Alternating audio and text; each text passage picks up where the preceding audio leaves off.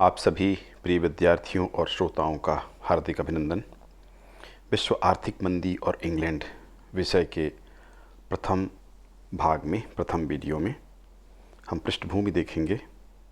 अभिप्राय क्या था आर्थिक मंदी से, क्या अर्थ है और ब्रिटेन की स्थिति इस काल में किस प्रकार की थी, आर्थिक मंदी के दौर में क्या स्थिति थी, उस पर हम चर्चा करेंगे। आइए शुरुआत करते हैं। विश्व आर्थिक मंदी और इंग्लैंड, पृष्ठभूमि देख लेते हैं। आर्थिक मंदी से क्या अभिप्राय है? तकनीकी रूप से आर्थिक मंदी तब माना जाता है जब किसी देश के जीडीपी में लगातार कई तिमाहियों में गिरावट रिकॉर्ड किया जाता है। जीडीपी में कुल जो सकल घरेलू उत्पाद है उसमें लगातार हर तिमाही में कमी आती जाए तेजी के साथ, तब उस परिस्थिति में ये तकनीकी रूप से कहा जाता है। सामान्य अर्थों में आपको अगर समझना हो, वस्तु की मांग कम हो जाती है।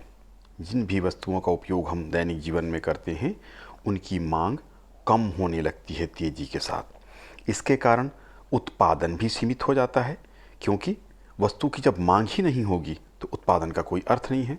सामान डंप हो जाता है, रुक जाता है, माल जो रहता है कारखानों में रह जाता है, लोग खरीदते नहीं हैं, पैसा नहीं लोगों के पास या खर्च नहीं करना चाहते हैं, तो उत्पादन सीमित हो जाता है। इस कारण से उत्पादन कम होने के कारण मज़दूरों की जो मांग है वो कम हो जाती है, ज़रूरत कम हो जाती है। मज़दूरों की मांग का मतलब है उस कारखाने में पहले जितने मज़दूर काम करते थे अब वो कम हो जाते हैं, उनको हटाया जाता है, उनको काम नहीं मिलता, मज़दूरों की ज़रूरत कम हो जाती है। मतलब मालिकों को मज़दूरों की ज़रूरत नहीं रहती, क्योंकि सामान बिक ही नहीं रहा, इसलिए बड़ी संख्या में मज़दूर बेरोजगार होने लगते हैं। देश में आयात की मात्रा बढ़ती है, निर्यात की मात्रा कम होते जाती है। इसके कारण महंगाई में बड़ी तेज़ी से वृद्धि होती है। लोग पैसे खर्च नहीं करते, उसको लेके बैठ जाते हैं। मुद्रा की कीमत गिरने लगती है। कुल मिलाकर जो आर्थिक गतिविधियां हैं उनमें बड़ा अवरोध उत्पन्न हो जाता है। सामान्य स्थिति में जिस प्रकार की मांग, जिस प्रकार की पूर्ति, जिस प्रकार का उत्पादन, कीमतों का सामान्य होना, मुद्रा के मूल्य में बहुत गिरावट न होना, ऐसी परिस्थितियां होती हैं। लेकिन जब आर्थिक मंदी की स्थिति आती है तो ठीक उसके उलट स्थितियां आ जाती हैं। सामान्य शब्दों में, अति सामान्य शब्दों में कहें तो सामान्य जो आर्थिक गतिविधियां चलती हैं उन गतिविधियों में बड़ा अवरोध उत्पन्न हो जाता है। हर चीज़ बदलने लगती है बहुत तेज़ी के साथ। बेरोजगारी, महंगाई की स्थिति, वस्तुओं का उत्पादन कम करना पड़ता है, उत्पादित जो वस्तुएं उनकी सप्लाई नहीं हो पाती है, आयात बढ़ जाता है, निर्यात कम हो जाता है और मुद्रा का मूल्य गिर जाता है। इस तरह आर्थिक मंदी की स्थिति होती है। सामान्य तौर पर कोई बड़ी दुर्घटना हो तो उसके बाद, या कोई बड़ी आशंका हो उसके बाद इस तरह की स्थिति आती है। प्रथम विश्व युद्ध के बाद ये स्थितियां उत्पन्न हुई थीं। सामान्य तौर पर 1929 से 1939 तक की स्थिति मानी जाती है विश्व आर्थिक मंदी की, लेकिन कई देशों जैसे ब्रिटेन में उसके पहले से ही ये शुरुआत कर चुकी थी, पहले से प्रारंभ हो गया था। मुख्य रूप से यह आर्थिक मंदी संयुक्त राज्य अमेरिका में प्रारंभ हुआ था। वहाँ का जो स्टॉक एक्सचेंज था, स्टॉक मार्केट था, वो अचानक गिरा न्यूयॉर्क का, और वहीं से उसकी शुरुआत हुई। तो पहले तो संयुक्त राज्य अमेरिका को इसको झेलना पड़ा था, और उसके बाद फिर क्रमशः उसका प्रभाव विश्व के अन्य देशों में बड़ी तेज़ी के साथ फैला, क्योंकि प्रथम विश्व युद्ध के बाद सबसे बड़ा देश था संयुक्त राज्य अमेरिका, जो सभी को ऋण प्रदान कर रहा था। उसने अपने ऋण वापस मांगने शुरू कर दिए, सहयोग करना कम किया, अपने देश की स्थिति में उलझ गया, इसलिए मदद करनी उसने बंद कर दिया। उससे फिर एक एक करके, क्योंकि बाकी की अर्थव्यवस्था तो पहले से ही खराब थी प्रथम विश्व युद्ध के बाद, तो महामंदी का सामना करना पड़ा था। पूरे विश्व में यह फैलता गया था। स्वाभाविक है इसका प्रभाव ब्रिटेन के ऊपर भी पड़ा। बेरोजगारी में वृद्धि हो गई, आयात बढ़ गया, निर्यात कम हुआ, ब्रिटिश सामान की मांग कम हो गई, खाद्यान्न संकट अलग से ब्रिटेन में उपस्थित था। इस तरह से ब्रिटेन में भी वही स्थितियां आईं जिनकी बात हम कर रहे थे। ब्रिटिश माल की मांग कम हो गई।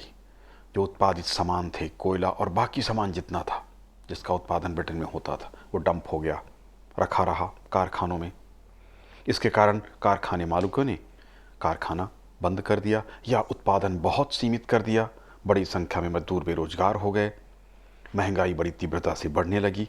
बिल्कुल वही परिस्थितियाँ, इन्हीं परिस्थितियों को ही आर्थिक मंदी की स्थिति कहा जाता है। सामान्य शब्दों में जैसा मैंने कहा था, सामान्य आर्थिक गतिविधियां जैसे चल रही होती हैं, खरीदना, बेचना, कीमतें, मुद्रा के मूल्य, आयात निर्यात, सामान्य परिस्थितियों में जैसी रहती हैं, उन सब में नकारात्मक परिवर्तन आ जाता है और इस कारण से आर्थिक मंदी इसको कहा जा सकता है। अब हम इंग्लैंड की वास्तविक स्थिति क्या थी, क्या क्या हुआ इंग्लैंड में आर्थिक मंदी के काल में, इसको हम देख लेते हैं। इंग्लैंड द्वारा निर्यात किए जाने वाले सामान का स्थान संयुक्त राज्य अमेरिका के सामानों ने लेना प्रारंभ कर दिया। इंग्लैंड का निर्यात गिर गया। दूसरी बात, प्रथम विश्व युद्ध के पश्चात बेरोजगार 40 लाख सैनिक व्यापार के कार्य में लग गए। इंग्लैंड की स्थिति है ये। प्रथम विश्व युद्ध समाप्त जब हुआ था 1918 में, तो उसके बाद 40 लाख सैनिक थे जो बेरोजगार हुए थे, वो व्यापार कार्य में लग गए। इस कारण से इंग्लैंड में व्यापार में वृद्धि हुई, किंतु बहुत शीघ्र ये स्थिति बदल गई। अनेक देशों के द्वारा ब्रिटिश माल मंगवाना बंद कर दिया गया, विशेषकर यूरोपीय देशों के द्वारा। इस कारण 1921 से ही स्थिति ब्रिटेन में खराब होने लगी तथा विदेशी व्यापार घट गया। 1921 में बेरोजगारों की संख्या 20 लाख तक ब्रिटेन में पहुंच गई। बेरोजगारों को बेरोजगारी भत्ता देने के लिए ये इंग्लैंड में दिया जाता था।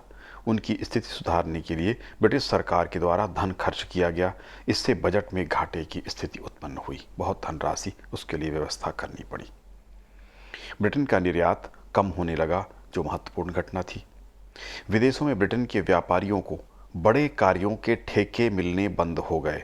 1924 में अंग्रेज जहाज बनाने वालों को 6 तेल टैंकरों के निर्माण का ठेका न मिल सका, क्योंकि हॉलैंड की कंपनी की तुलना में ब्रिटेन के द्वारा निर्मित टैंकरों की कीमत 1.5 लाख पाउंड अधिक थी। ये तकनीकी के कारण था। टेक्नोलॉजी ब्रिटेन की पुरानी थी, उनकी जो तकनीक थी हॉलैंड की या अन्य देशों की, वो ज़्यादा अच्छी थी। यहाँ की मशीनें पुरानी पड़ गई थी। कोयले के खदानों में कोयले के ढेर इकट्ठे हो गए। इंग्लैंड के कोयले के खदानों में खुदाई का कार्य बंद करना पड़ा। इससे बड़ी संख्या में कोयले के मजदूर बेकार हो गए। कोयले की मांग ही कम हो गई। इसलिए जैसा मैंने कहा था, आर्थिक मंदी में मांग कम हो जाती है। कोयले की मांग कम हुई, उत्पादन भी कम हो गया, मजदूर बेरोजगार हो गए, मालिकों का लाभ कम हो गया, जो कुछ धनराशि थी उसको लेके उसको बैठ गए।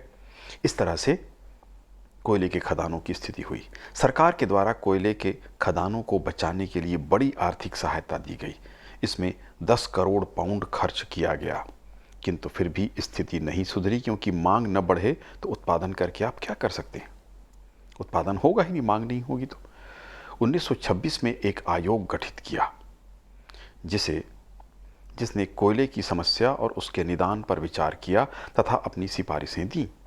आयोग ने कोयले की खदानों को सरकार को खरीद लेने की अनुशंसा की, किंतु सरकार इस स्थिति में नहीं थी। ऐसा नहीं हो सका। इस रिपोर्ट को तो न तो मजदूरों ने स्वीकार किया, न मजदूर के जो मालिक थे, मालिक वर्ग ने स्वीकार किया, न ही सरकार उस स्थिति में थी। स्थिति न सुधरने पर तथा सरकारी सहायता न मिलने पर मजदूरों का वेतन कम करने हेतु मालिकों ने नोटिस जारी किया। मजदूरों द्वारा हड़ताल की धमकी दी गई कि वो कम वेतन स्वीकार नहीं करेंगे। 3 मई तक फिर से उनको उसी तरह जो पूर्व वेतन था वो न दिया जाएगा तो हड़ताल करेंगे। मालिकों की स्थिति ऐसी थी ही नहीं कि वो दे सकें। उन्होंने मना कर दिया, स्वीकार कर दिया। मजदूरों और उनके साथ आम जनता भी त्रस्त थी इस समय आर्थिक मंदी से। इन्होंने भी हड़ताल प्रारंभ कर दिया। सरकार ने संकट काल की घोषणा की और लोगों से अपील की कि वे रेलगाड़ियों, बसों और कारखानों को चलाने में सरकार की सहायता करें, मदद करें। जनता ने 9 दिनों में हड़ताल समाप्त कर दिया तथा सरकार को मदद प्रदान की, किंतु मजदूरों की हड़ताल समाप्त नहीं हुई। मजदूरों की हड़ताल 6 महीने तक चलती रही। अंततः हड़ताल खत्म करनी पड़ी और कम वेतन स्वीकार करना पड़ा मजदूरों को, क्योंकि मिल मालिकों के पास पैसा था ही नहीं कि वो अधिक दर दे सकें। 1927 में ब्रिटिश संसद ने एक अधिनियम पारित किया जिसमें हड़ताल को अवैध बना दिया गया और पिकेटिंग करने की आज्ञा नहीं दी गई। जो भी मजदूर हड़ताल नहीं करेगा उसकी जिम्मेदारी सरकार अपने ऊपर ले लेगा ताकि हड़ताल न करें। 1928 में ब्रिटेन का निर्यात 1913 के मुकाबले 15.6% कम हो गया। जहाज निर्माण के क्षेत्र में 1913 में जितने जहाज बनते थे, 1929 में उससे भी कम जहाज बने। तो स्थिति इस तरह से जहाज निर्माण के क्षेत्र में आ गई थी। 1927 में ब्रिटेन का निर्यात 1913 की तुलना में 21% कम हुआ। यद्यपि विश्व स्तर पर यह 18% बढ़ गया था, जबकि ब्रिटेन में 21% कम हो गया। बहुत बुरी स्थिति थी। जनवरी 1927 की एक रिपोर्ट के अनुसार ब्रिटेन में 15 लाख मजदूर बेरोजगार थे। 1929 से 1931 के मध्य ब्रिटेन का निर्यात और आयात 1/3 कम हो चुका था। सरकार के द्वारा अनेक प्रयासों के उपरांत भी 1931 में बेरोजगारों की संख्या 28 लाख ब्रिटेन में पहुंच चुकी थी। इस तरह स्थिति दिन प्रतिदिन खराब होती जा रही थी। ब्रिटेन से सोने का प्रवाह या सोने का जाना विदेशियों की ओर होने लगा था। विदेशियों के द्वारा जो धन इंग्लैंड में लगाया गया था, किसी भी रूप में लगाया गया था, वो उसको प्राप्त कर ब्रिटेन से भागने का प्रयास करने लगे। इससे स्थिति और भी खराब होती चली गई। 1932 में बेरोजगारों की संख्या में और भी वृद्धि हुई। यह लगभग 29 लाख तक पहुंच गई। सरकार की आमदनी और भी कम हो गई। मजदूरों को लगातार कार्य उपलब्ध नहीं करा पा रही थी सरकार, बेरोजगार हो रहे थे।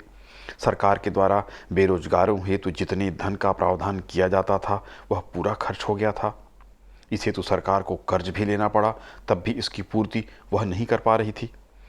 विशेषज्ञ कमेटियों ने सलाह दी कि सरकार सरकारी खर्च कम करे और टैक्स में वृद्धि कर दे, किंतु सरकार ने इसे स्वीकार नहीं किया।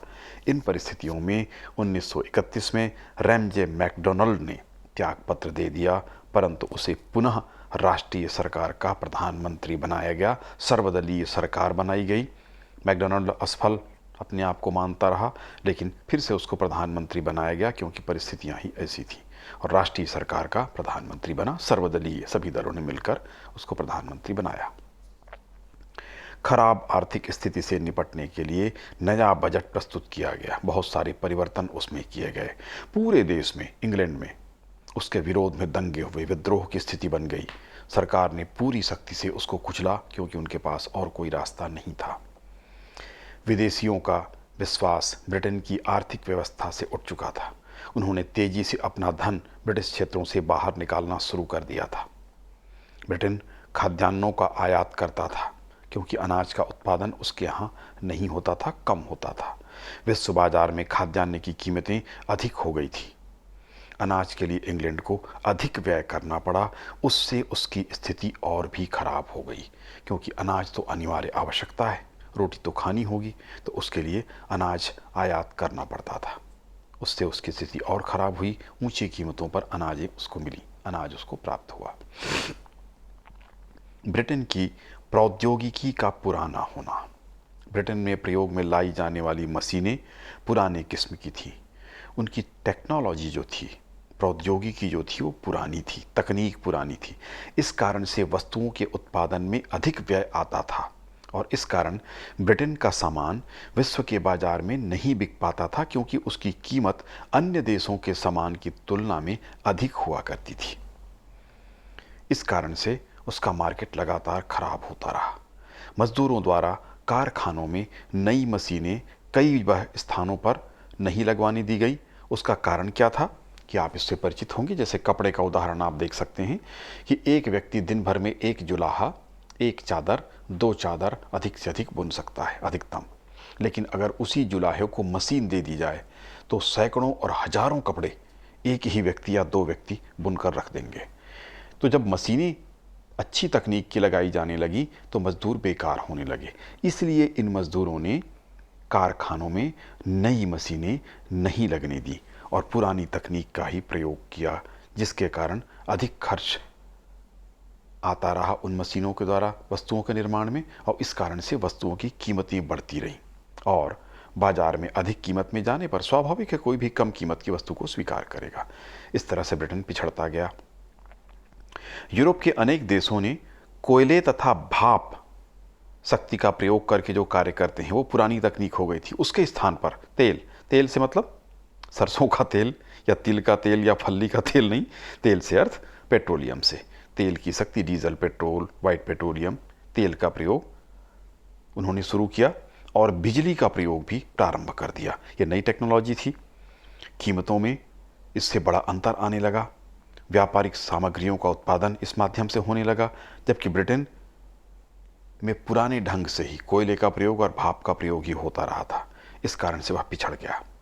ब्रिटेन के उद्योगपतियों ने नई टेक्नोलॉजी के प्रयोग की परवाह नहीं की, जबकि अन्य देशों में बेल्जियम, फ्रांस, जर्मनी, संयुक्त राज्य अमेरिका के उद्योगपतियों ने नए कारखाने स्थापित किए तथा उत्पादन की नई तकनीक, नया तरीका जो था, जो हमने आपको बताया कि भाप और कोयले के स्थान पर बिजली और तेल या पेट्रोलियम का प्रयोग उन्होंने शुरू कर दिया था। नए नए आविष्कार जो हुए थे, नई मशीनें थीं, उनका प्रयोग उन्होंने किया था, जबकि ब्रिटेन के उद्योगपतियों ने इसकी उपेक्षा की, इस ओर कोई ध्यान नहीं दिया। इस कारण से उनके द्वारा, ब्रिटेन के लोगों के द्वारा, उद्योगपतियों के द्वारा उत्पादित जो वस्तुएं थीं वो दिखने में भी अच्छी नहीं थी, मजबूती भी उनमें कम थी और कीमतें उसकी ज़्यादा थीं, इसलिए विश्व बाजार में वह नहीं बिक सकी। बैंक ऑफ इंग्लैंड दिवालिया हो गया। सरकार ने उसको संभाला, किंतु वह दिवालिया हो गया। इंग्लैंड के अन्य बैंकों की स्थिति आप समझ सकते हैं कि वो भी सब दिवालिया हो चुके थे। बैंकों से लोगों का विश्वास उठने लगा था। तब सरकार ने हस्तक्षेप किया। इंग्लैंड के द्वारा प्रथम विश्व युद्ध के समय बड़ी मात्रा में कर्ज संयुक्त राज्य अमेरिका से प्राप्त किया गया था। कर्ज चुकाने के कारण भी ब्रिटेन की आर्थिक स्थिति खराब हो रही थी, क्योंकि संयुक्त राज्य अमेरिका में भी आर्थिक मंदी थी। वह अपने कर्ज को सोने में मांग रहा था, मुद्रा में स्वीकार नहीं कर रहा था। इसलिए बहुत संख्या में संयुक्त राज्य अमेरिका में सोना एकत्र हो रहा था। संयुक्त राज्य अमेरिका के द्वारा ऋण देना बंद किया गया, क्योंकि सबसे पहले आर्थिक मंदी का शिकार संयुक्त राज्य अमेरिका को ही होना पड़ा था। न्यूयॉर्क स्टॉक मार्केट के नीचे गिरने के साथ ही संयुक्त राज्य अमेरिका में आर्थिक मंदी का क्रम प्रारंभ हुआ था। इसके पश्चात उसने ऋण की उगाही शुरू कर दी थी, जिसे वह सोने के रूप में प्राप्त कर रहा था। इस कारण संयुक्त राज्य अमेरिका में विश्व का अधिकांश सोना एकत्र हो गया था। किसी भी कर्जदार देशों में, जिसमें ब्रिटेन भी सम्मिलित था, की स्थिति कर्ज चुकाने के कारण खराब हो गई थी। कर्ज की अदायगी ब्रिटेन को करनी पड़ रही थी। आपको ज्ञात होगा कि ब्रिटेन ने संयुक्त राज्य अमेरिका से बड़ी मात्रा में कर्ज लिया था और वह कर्ज लेकर अन्य मित्र राष्ट्रों को कर्ज दिया था। उन राष्ट्रों से उसको कर्ज नहीं मिल रहा था, लेकिन अपने को चुकाना पड़ रहा था, तो उसकी स्थिति बड़ी दयनीय हो गई। इंग्लैंड में अनाज का उत्पादन कम होता था। आर्थिक मंदी की स्थिति के कारण गरीबों की स्थिति ऐसी नहीं थी कि वो 2 समय भोजन कर सकें। तो ब्रिटेन में सूप घर होते थे। सूप से आप परिचित होंगे। अनाज उसमें बहुत थोड़ा होता है और पानी उसमें ज़्यादा होता है। तो केवल सूप पीकर वो अपना जीवन यापन कर रहे थे। सूप घर थे जहाँ सूप मिला करते थे, वहाँ पर लंबी कतारें देखी जा सकती थी। सूप पीकर वो अपना जीवन जी रहे थे। 2 समय का भोजन उनको उपलब्ध नहीं हो पा रहा था। तो ये स्थिति थी 35 बिंदुओं में हमने आपको बताई पृष्ठभूमि के साथ। इस तरह की स्थिति इंग्लैंड में उत्पन्न हो चुकी थी। इस स्थिति का सामना ब्रिटेन ने किस प्रकार किया, क्या उपाय किए और फिर उन उपायों का क्या परिणाम हुआ, और मूल्यांकन उसका हम अगले वीडियो में आपके समक्ष प्रस्तुत करेंगे।